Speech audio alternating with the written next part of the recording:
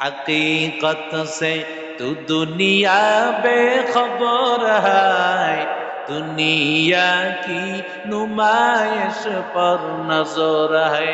नमी गोयम के अज दुनिया जुदा बस, बहन कारे के बाशी बा खुदा बस। जिसते दुनिया अज खुदा गाफिल बुदान, मैं कमाशुक नकरा हो फरजिंदजा। আল্লাহর বান্দাকে ডাক দিয়া বলে, উযাইর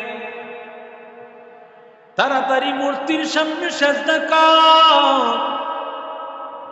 যদি মূর্তির সামনে সিজদা না করো, উযাইর তোমারে কঠিন শাস্তি দিব।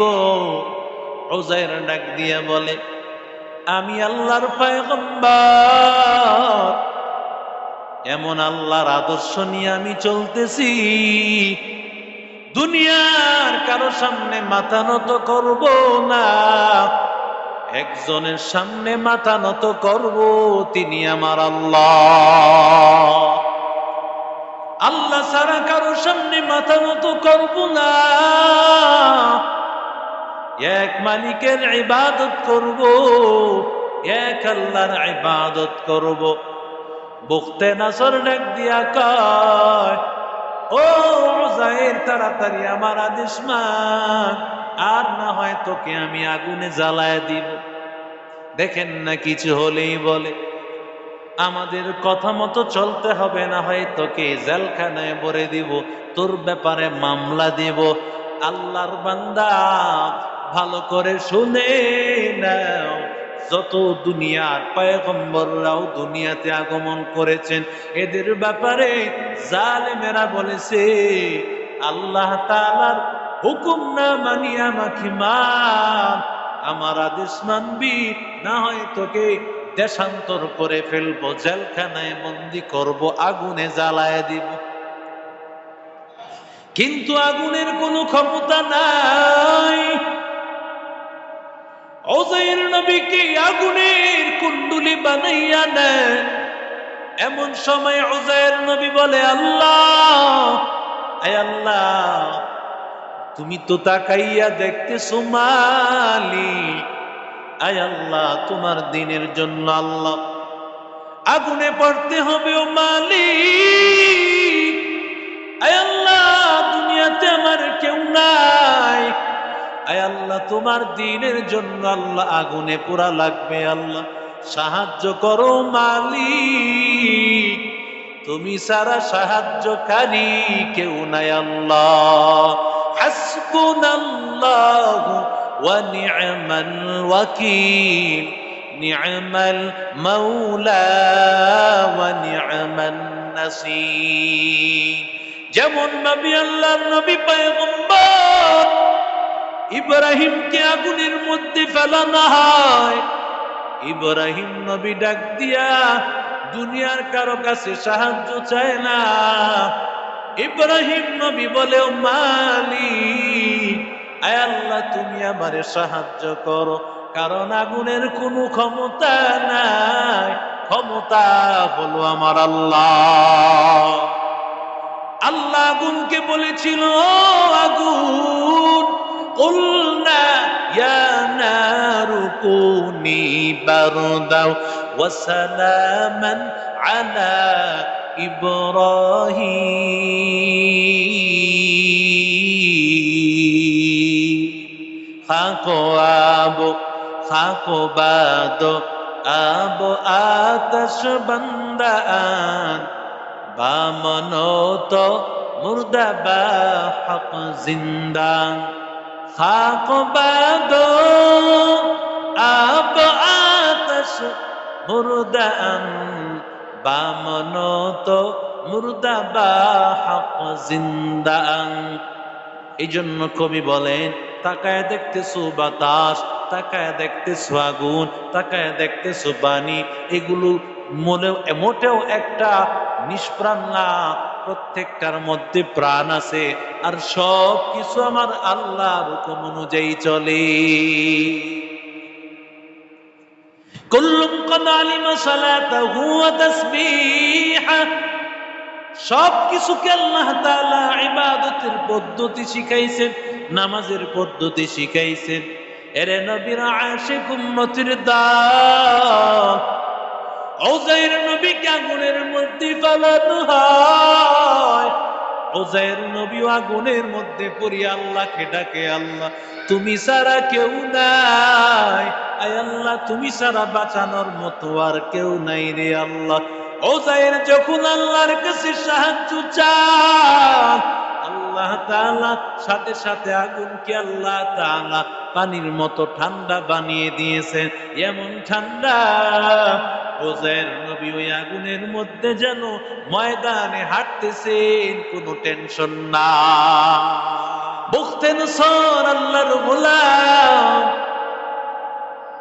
আক্রমণ করেছে। বুখতে নসর আক্রমণ করিয়া বুখতে নসর এমন হালত হয়েছে, ৭০,০০০ আল্লাহর বান্দা, সাথে সাথে ৭০,০০০ মানুষগুলো মাটির সাথে মিশাইয়া দিয়েছে, চিরতরে তাদের বাড়ি ঘরগুলো ধ্বংস করে ফেলেছে, গাছগুলো উপরে ফেলা হয়েছে। এমন অবস্থা যেন মদনপুর একটা এলাকা, গোটা এলাকার বাড়িঘরগুলো ধ্বংস করে ফেলেছে, গাছপালাও ধ্বংস করে ফেলেছে। ৭০,০০০ মানুষ, একজন আর দুইজন না, ৭০ জন না, ৭০০ মানুষও না, ১,০০০, ২,০০০ও না, ১০,০০০, ২০,০০০ও না, ৭০,০০০ মানুষে শহীদ করে দিয়েছি। ৭০,০০০ মারার পরে আবার ৭০,০০০কে আবার বন্দী করে ফেলেছে। এই বন্দীদের মধ্যে একজন ছিলেন উযাইর। উযাইর পয়গম্বর, উযাইর নবী বন্দীদের মধ্যে হাজির। আল্লাহর বান্দা বুখতে নসর ডাক দিয়া বলে, এরে আল্লাহর বান্দারা, তোমরা মূর্তির পূজা কর। বুখতে নসর আল্লাহর বান্দা মূর্তি পূজা করত, মূর্তি পূজায় আসক্ত ছিল। আল্লাহর বান্দা বলে, তোমাদের মূর্তি পূজা করা লাগবে? এরে আল্লাহর বান্দা, সবাই তার কথা শুনে, একজন বাদশাহ যদি না মানে আমাদের গর্দান আলাদা করে ফেলবে, ভয় আর আতঙ্কে সবাই সেজদা করে নেয়। কিন্তু আল্লাহর বান্দা উযাইর নবী, তিনি তো আর সাধারণ মানুষদের মতো হবে না। আল্লাহর এমন ঈমান আল্লাহ এক একজন নবীকে দান করেছেন, গোটা পৃথিবীর ঈমান যেন আল্লাহ নবীদেরকে দিয়েছে। সবাই সেজদা করছে, উযাইর নবী সেজদা করেন। উযাইর নবী সেজদা করেন নাই রে ভাই। উযাইরকে বলে, ও উযাইর সেজদা কর। উযাইর বলে না, কারণ মূর্তির সামনে কিভাবে সেজদা করা হবে? আল্লাহ তো বলেন, যুফাত তালিবু ওয়াল মাতলুব।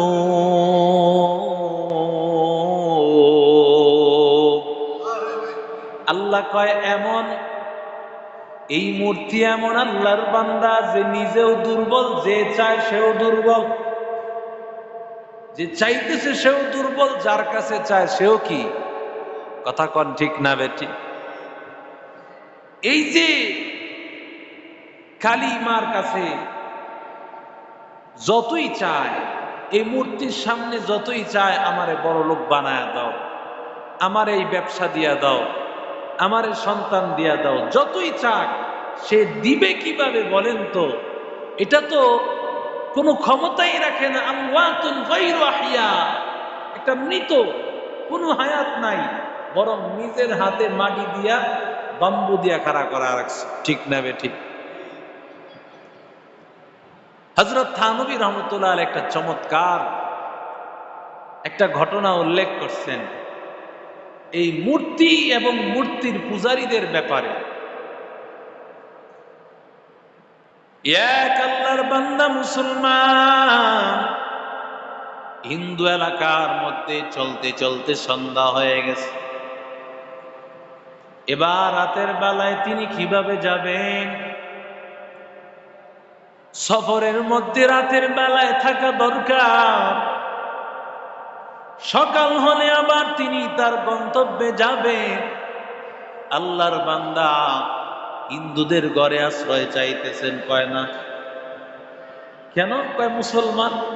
দেখেন, হিন্দুরা কখনো মুসলমানের বন্ধু না। এমন হাজার হাজার ঘটনা আছে, আমার জায়গা দেয় না। কেন? কারণ আল্লাহর বান্দা মুসলমান হিন্দু হইয়া মুসলমানদেরকে দিব না। অথচ তাকাইয়া দেখ আল্লাহর বান্দারা, আমাদের মুসলমান আলিম উলামা, আজকেই দেখলাম শায়েখ আহমদুল্লাহ সাহেব, তিনি একজন হিন্দুকে কি পরিমাণ আপ্যায়ন করতেছে, বন্যার মানুষকে ত্রাণ দিতেছেন, আর তাকে এমন ভাবে হাত বুলায় দিতেছেন।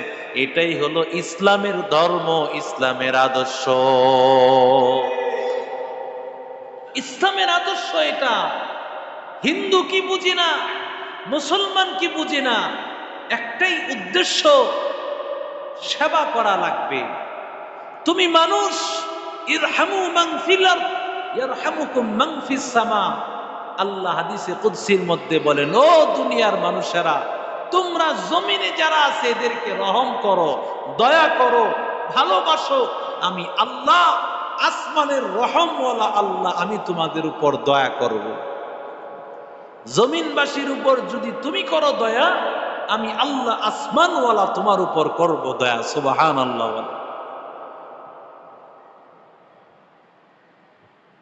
থানবী রহমতুল্লাহ আলাইহি লিখেন যে লোকটা হিন্দুদের ঘরে যখন থাকতে চায়, হিন্দুরা তাকে জায়গা দেয় না, হিন্দুরা তাকে জায়গা দিতেছে না।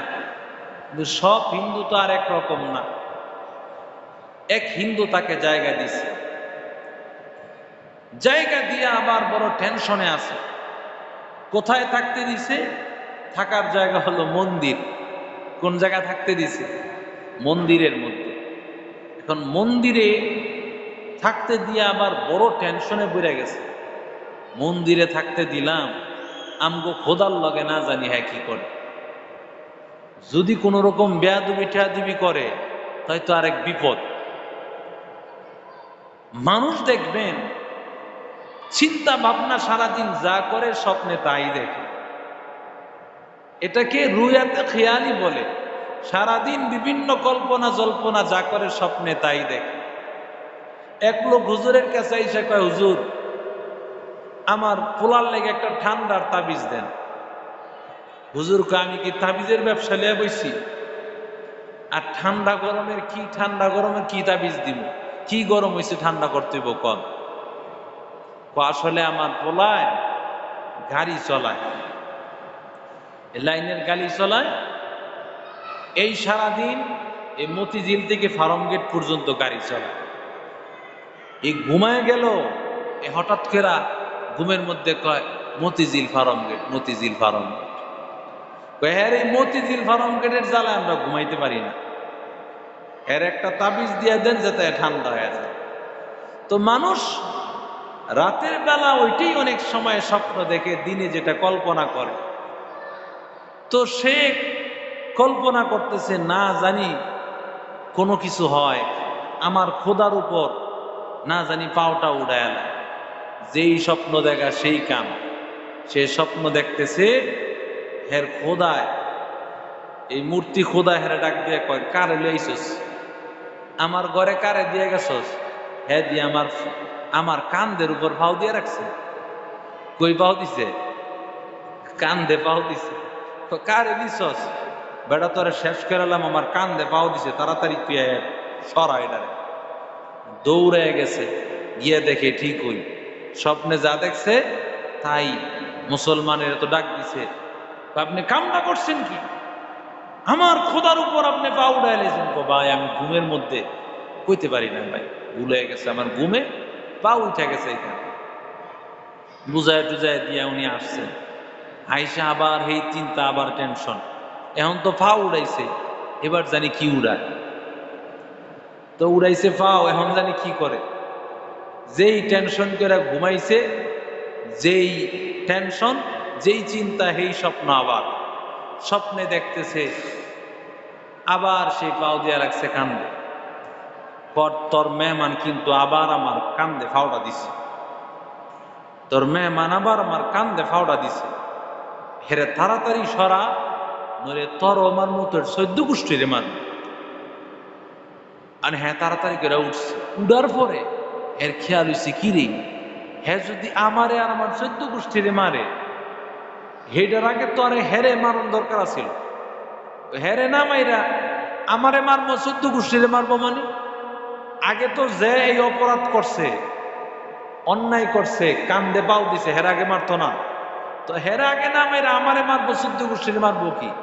তো বুঝে আসছে, না না, আসলে এটা আসল না, এটা হলো নকল। আল্লাহু আকবার বলে।